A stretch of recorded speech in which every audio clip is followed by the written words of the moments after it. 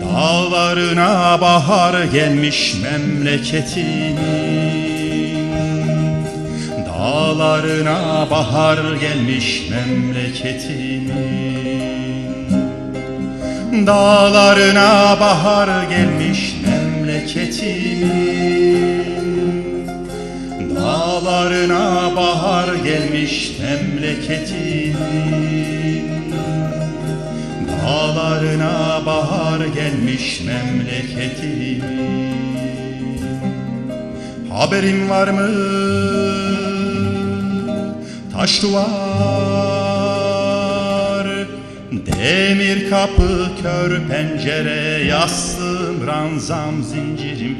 Demir kapı, kör pencere, yastığım, ranzam, zincirim. Uğruna ölümlere gidip geldim, uğruna ölümlere gidip geldim.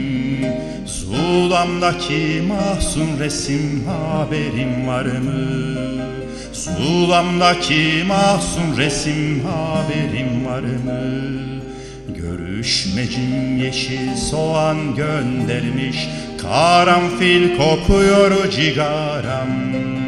Görüşmecim yeşil soğan göndermiş, karanfil kokuyor cigaram. Dağlarına bahar gelmiş memleketin, dağlarına bahar gelmiş memleketin, dağlarına bahar gelmiş memleketin,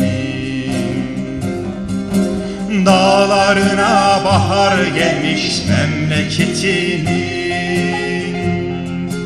dağlarına bahar gelmiş memleketin,